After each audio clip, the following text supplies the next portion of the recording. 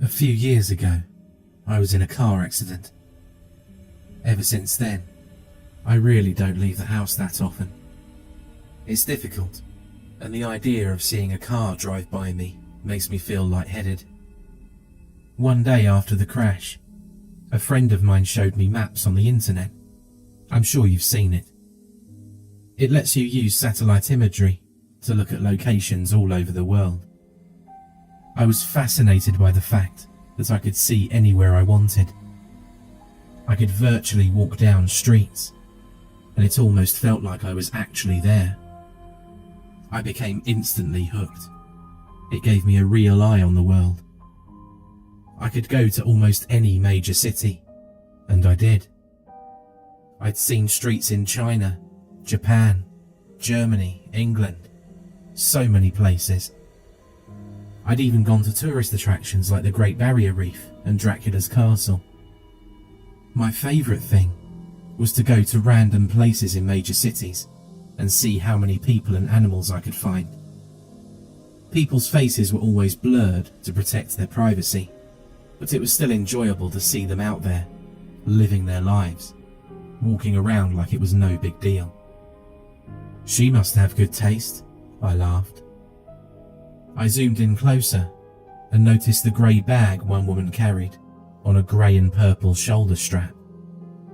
She was walking in a relaxed manner, her left hand trailing the wall beside her. I bet if I could have seen her face, she would have been smiling.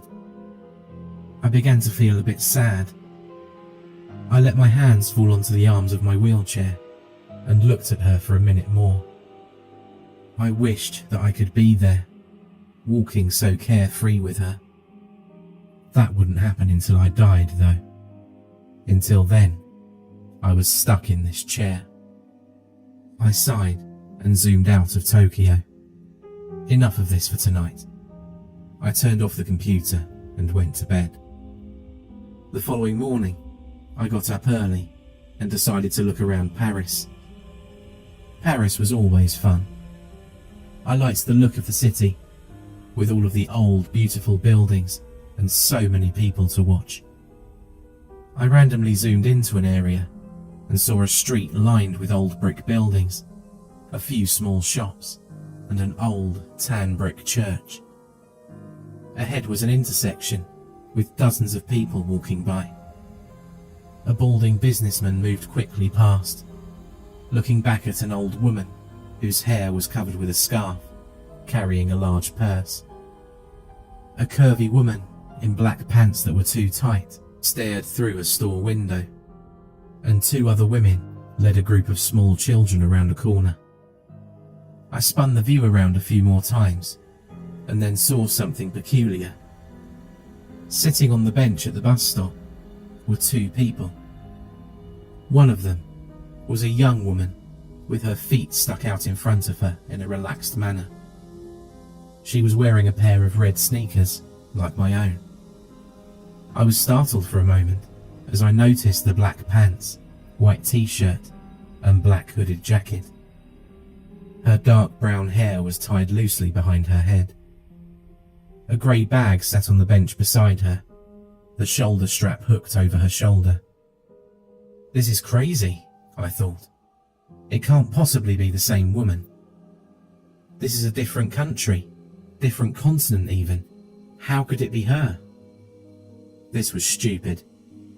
It wasn't as though these were live photographs. They were taken ahead of time and then stored. It's not like she was in two places at once. She could just be a traveller. Besides, without seeing her face, it was impossible to tell if it was the same person. Brown hair was probably the most common hair colour in the world. Those red sneakers were something I purchased online. I'm sure a million other people did too.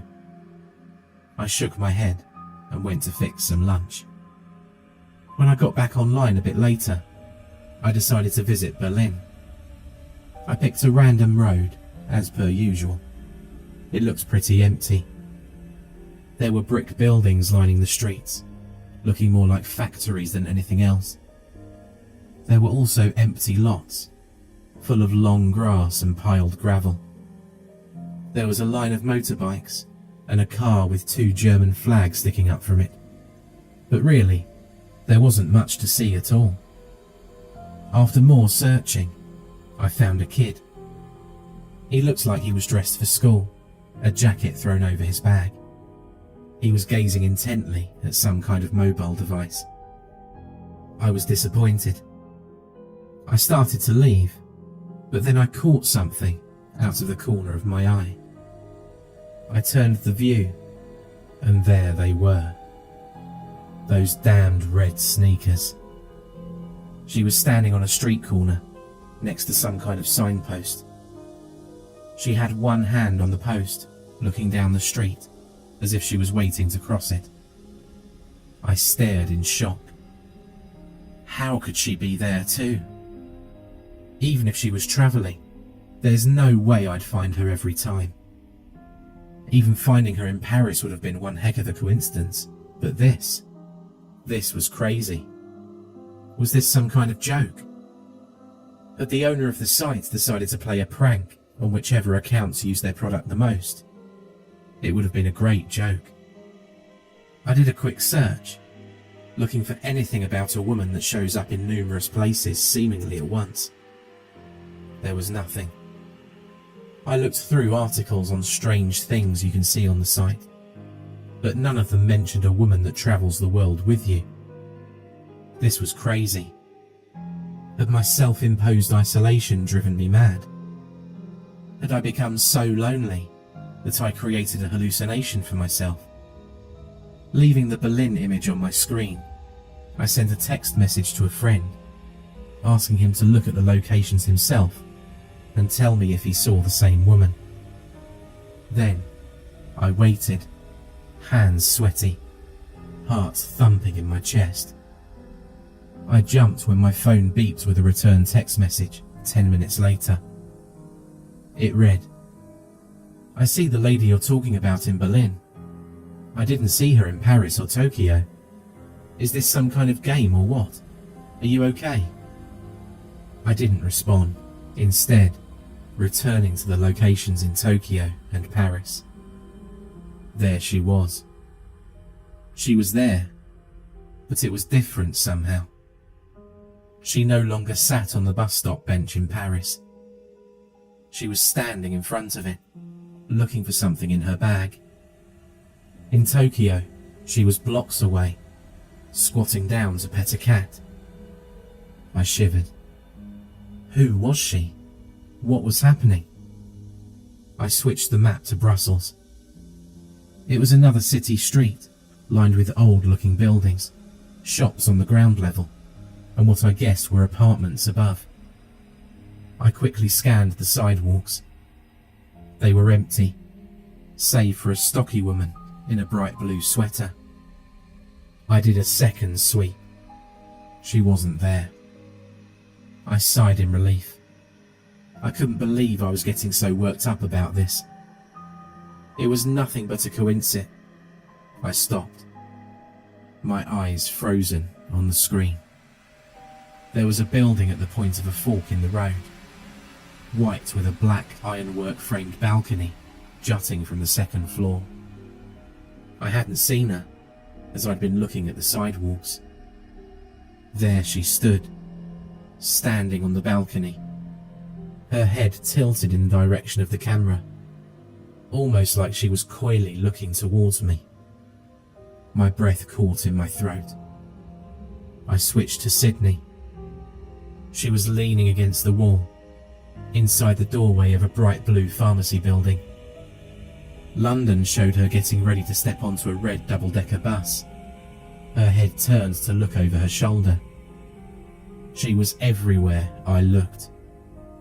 She stood on a brick sidewalk on a bridge in Venice. She walked across a yellow-barred crosswalk in Zurich, and in Hong Kong, she stood between a bank and a fast food restaurant, adjusting the strap on her bag. In each picture, she came closer and closer to looking directly at me with her blurred-out face. My heart felt like a terrified bird, slamming around inside my chest. I couldn't catch my breath. I wasn't sure what to do. I couldn't call the police. I was wondering whether I should send screenshots to the site owners. I clenched my fists tightly and closed my eyes. Who was she? Was she following me? Was I following her? I wished I could see the expression on her face, know what she saw when she looked back at me. I wanted to get out of my chair and run. Why was it that the only thing that made me feel free again also made me feel even more trapped? I had to know. I typed in the name of my town and zoomed into a random street. It was a couple of miles from my house. The gates to the city park were shown in the clarity of daylight, despite it being night here currently. There she was. There she was. She was only a few miles from my house, standing under the ironwork arch that stated the name of the park.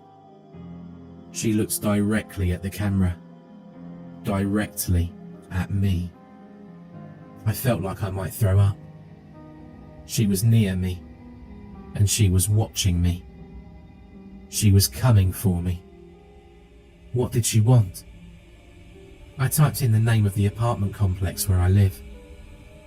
I could see the outside of the building. The parking lot was full of cars, and there were a few blurred out children on the playground. I searched everywhere for her. She wasn't in the parking lot, or on the sidewalks, nor hiding between the buildings, or standing in the playground. I even scanned each of the cars, behind the bushes, and every one of the blurred windows. She wasn't there. I curled tightly around myself and lay my head down on the desk. This place was safe. I didn't leave the apartment anyway. I'd never use the site again. I'd never see her again. She could stay at the park for all I cared. I smiled to myself and was surprised to find a tear slipping down my face. I'm safe, I said to myself in a whisper. It felt good to hear it out loud. I'm safe. As I said it, there was a knock at the door. A chill ran down my spine. I had a camera hooked up to my computer that showed me who was at the front door to help with my mobility issues. I slowly reached for the control to show myself who was outside, but my hand trembled furiously. As I touched it, I realized my mistake. The last of the images that I'd seen had only shown the outside of the building. Just the outside. I looked at the screen and saw a woman in a white t-shirt, black pants, and black hooded jacket, carrying a grey bag with a purple and grey striped shoulder strap. Of course, there were those red sneakers. She looked directly at the camera, her face still a complete blur. As I tried to stifle a scream, she raised a hand and knocked loudly on my front door.